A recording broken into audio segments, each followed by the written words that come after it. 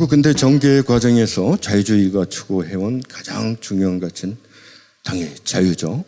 이때 자유는 프리덤이라기보다는 리버티라고 정치적 자유로 보시는 게 좋겠죠. 자유주의에서 말하는 자유란 개인이 국가의 강압 또는 타인의 간섭으로부터 벗어나서 스스로 자기 행위를 자율적으로 결정할 수 있는 그런 상태를 의미합니다. 자유주의에서는 자유가 다른 어떤 규범적 가치보다 중시되므로 한 사람이 다른 사람의 자유를 침해하지 않는 한 어떤 권력자도 어떤 타인도 이 개인의 자유로운 활동을 방해해서는 안 된다. 이러한 불간섭의 원칙이 입법의 원칙이 되었습니다. 자유주의가 추구해온 자유는 어떤 특정한 목적을 능동적으로 추구하려는 적극적 자유라기보다 부당한 외부적 간섭으로부터 벗어나려는 소극적 자유라고 할 수 있겠죠. 자유주의가 간직한 이런 소극적 자유의 강조는 완성주의적 윤리관 또는 공리주의적 윤리관과는 아주 선명하게 대별이 되죠. 자유주의 전통에서 추구해온 이런 소극적 자유와 다르게 유학의 전통에서는 일종의 적극적 자유를 추구했다 이렇게 말씀드릴 수 있을 것 같아요. 공동체가 지향하는 공동선과 가치관을 나 자신의 주관적인 도덕감과 일치시켜서 객관과 주관, 외부와 내부가 괴리 없이 일치된 상태, 이것을 윤리 문화의 궁극적인 이상으로 삼아왔습니다. 이런 점에서 유학에서 추구해온 자유는 소극적인 자유라기보다 적극적 자유, 프리2에 해당한다고 할 수 있을 것 같습니다. 이처럼 소극적 자유보다는 공동체주의적 덕 윤리를 이상으로 삼아온 유학에서는 자기 내부에 이상적인 자아상을 수립을 하고 이를 자발적으로 실현하기 위해서 지대한 관심을 쏟아왔습니다. 이제 수양이라는 게 그런 거겠죠. 자기 절제, 자기 함양을 통해서 자기 내부에 설정한 이상적 인격을 스스로 실현해 나가려는 그런 노력들. 그래서 장애 요인으로 작용하는 속박의 제거 문제에 있어서도 이러한 소극적 자유주의에서 추구하는 외적인 속박보다는 오히려 내적 속박의 제거에 많은 관심을 기울였던 것 같습니다. 두 번째 우리가 살펴볼 핵심 가치는 인간의 존엄성에 대해서 이 두 전통에서는 어떻게 생각하고 있는가 하는 점입니다. 자유주의 전통에서는 모든 인간은 날 때부터 그 존엄성에 대해서 평등하다고 간주합니다. 칸트는 이렇게 말했죠. 인간의 존엄성은 우리의 권리가 남의 발밑에서 무참하게 짓밟혀서는 안 된다는 책무를 일깨워준다. 칸트가 말하는 이러한 인간의 존엄성은 바로 인간의 합리적 자율성에 근거를 두고 있죠. 그러니까 인간 가운데는 아주 비루하고 비천한 야비한 인간도 있고 어떤 인간은 고상하고 우아하고 품격 있는 인간도 있고 이렇게 인간의 등급이 인격적 등급이 다른데 이런 거와 상관없이 모두가 평등하다. 모두가 평등하게 기본권을 누릴 자격이 있다. 이게 자유주의 입장이죠. 자유주의의 이러한 도덕과 무관한 평등관, non-moral equality와 다르게 유학에서는 덕을 가지고 있냐, 덕섭지 못하냐, 인품이 고상하냐, 비루하냐, 포악하냐, 인자하냐 등등 차이에 따라 각 개인이 누릴 수 있는 권리도 차등을 가진다고 생각을 했어요.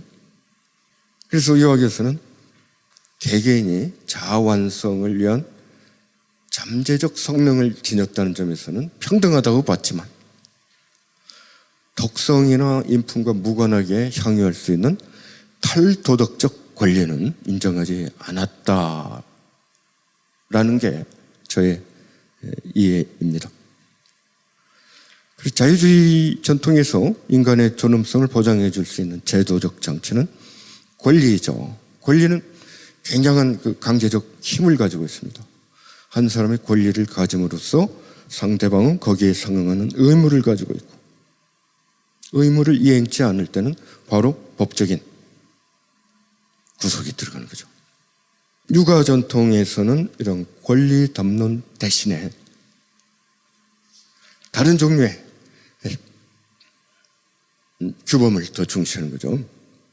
소극적 자유를 확보하기 위해서 전력을 기울이는 이런 자유주의 전통과 달리 유학에서는 개개인이 자기를 완성할 수 있도록, 자아 실현할 수 있도록 최소한의 인간적 품위를 유지할 수 있는 민생의 조건, 복리, 교육,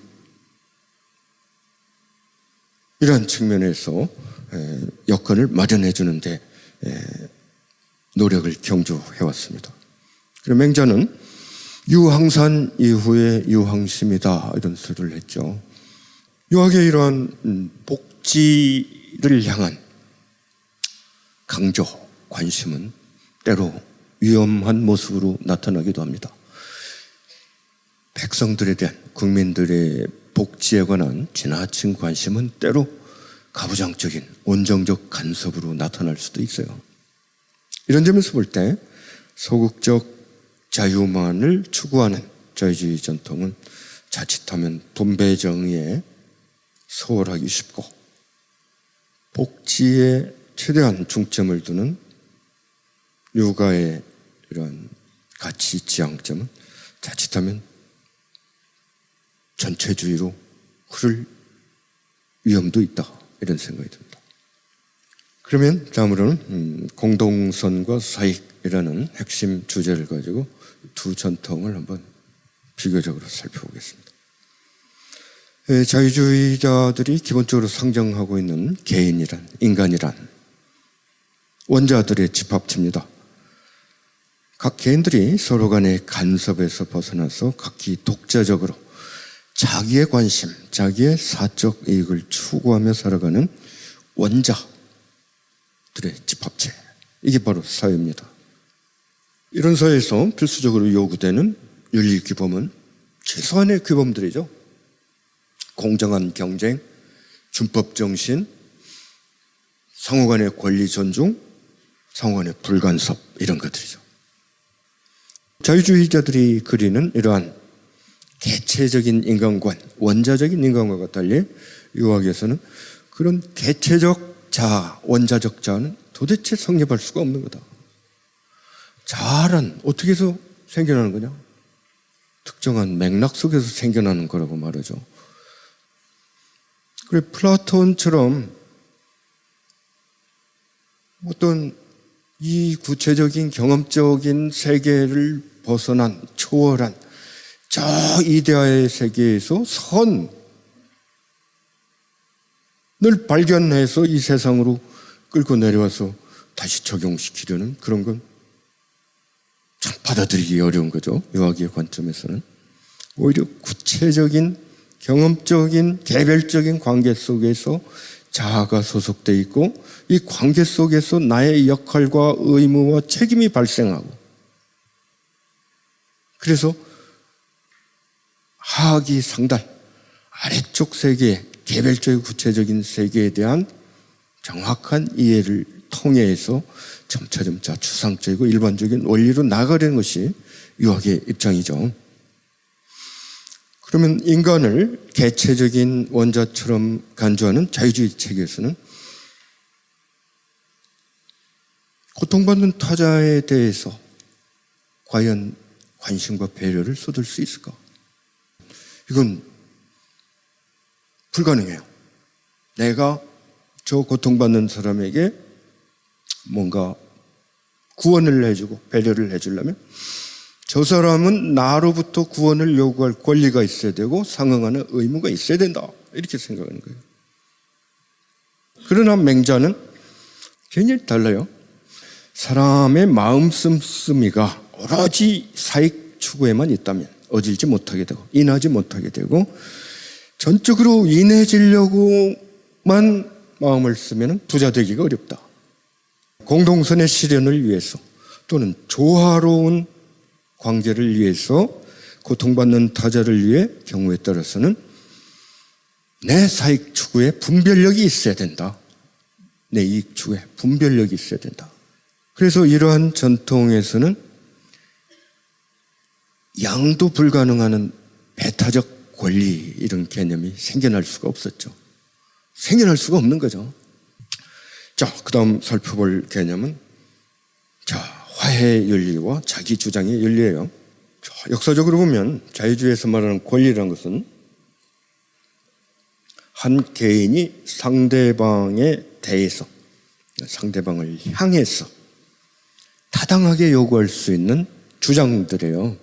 권리라는 개념은 개인과 그 상대방을 잠정적인 대립관계 또는 적대관계로 보는 거예요. 권리 상응하는 의무, 이런 관계의 도식은 필연적으로 대립관계에 놓인 둘 이상의 개인 또는 집단을 전제로 성립하죠. 이와 대조적으로 유화학에서는 화합, 화해, 하모니라는 걸 장구한 기간에 걸쳐서 문화적 이상으로 삼았어요. 개인 내부에 있어서는 자기의 욕망과 반성적 사고 간의 화해,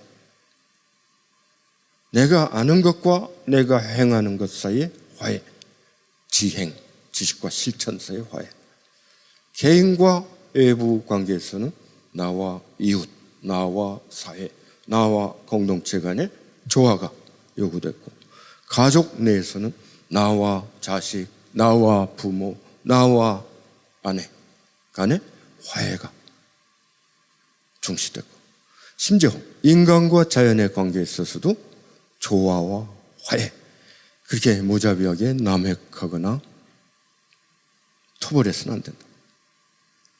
인간 쇼비니즘에 빠지면 안 된다. 인간은 천지의 자식이기 때문이죠. 유가 공동체주의 관점에서 자유주의적인 이 근대성에 대해서 어떻게 평가를 할 것인가, 어떻게 바라볼 것인가. 그래, 유학의 관점에서 보면은 아마 이런 불만을 할 수 있을 것 같아요. 자유주의자들은 이러이러한 권리를 갖는다라는 사실만 알았지, 권리를 이러이러하게 잘 사용하는 게 좋지 않겠니? 라는 질문에 대해서는 함구한다는 거죠. 자유주의의 한계는 바로 권리 소유에 대해서 주장할 뿐 권리 잘 사용하기에 대해서는 함구하고 있다는 거예요. 그래서 존 롤스가 1971년에 Theory of Justice, 정의론이라는 아주 두꺼운 책을 냈죠. 이러한 자유주의 체계 안에서 심화되는 부의 불평등을 어떻게든 좀 간격을 줄이려고 정의론을 쓴 거예요. 그런데 비슷한 시점에 터져나온 목소리가 바로 공동체주의의 목소리예요. 소극적 자유의 보호막 안에서 삶의 목적과 가치를 상실하고 표류하는 개인들을 연대와 협력에 기초한 가치의 공동체 안으로 귀속시키고자 하는 거죠. 이렇게 함으로써 공동체 안에서 개개인들의 유대, 협력, 때로는 자비, 헌신을 통해서 배려, 협력, 이런 가치들의 실현을 통해서 자유주의가 안고 있는 이런 비인간성 또는 이러한 빈곤성에서 벗어나려고 시도를 했어요. 자유주의자들과 공동체주의자들 사이에 한 20여 년간 논쟁이 이어져 왔어요. 이제 요새는 비교적 어느 정도 잠잠해졌어요. 두 개의 목소리가 은근히 만나고 절충적으로 귀결하는 모습을 보이고 있어요. 그래서 공동체주의적 자유주의라는 절충적 형태로 귀결이 되고 있어요. 그럼 우리에게는 배타적인 이것이냐 저것이냐 이런 배타적인 선택지만 있는 것일까? 그렇지는 않은 것 같아요. 그래서 우리는 한번 자유가 뭔지, 진정한 자유란 뭐냐? 다시 한번 되물을 필요가 있어요. 진정한 자유란 외부로부터의 강압과 간섭이 없는 상태. 첫 번째. 그렇다고 해서 자유롭냐? 아니다. 나의 내면에 끊임없는 충족될 수 없는 욕망으로 신음하고 있다면 역시 부자유한 거죠. 그래서 자기 내면의 속박으로부터도 벗어나야 된다. 내면과 외면, 속박 제거 다 필요한 거다. 그래서 소극적 자유뿐만 아니라 적극적 자유 역시 필요하고, 적극적 자유만이 아니라 소극적 자유 역시 필요하다. 진정한 의미에서 해방된 인간, 자유로운 인간이란 부조리한 권력의 억압에서 벗어나야 되고, 부조리한 경제 구조의 착취에서도 벗어나야 되고, 모순적인 자기 내부에 절제되지 않은 충동, 욕망에서도 벗어나야 되고, 총체적인 해방이 있어야 우리는 진정 자유로운 사람이 아닐까 이렇게 생각합니다.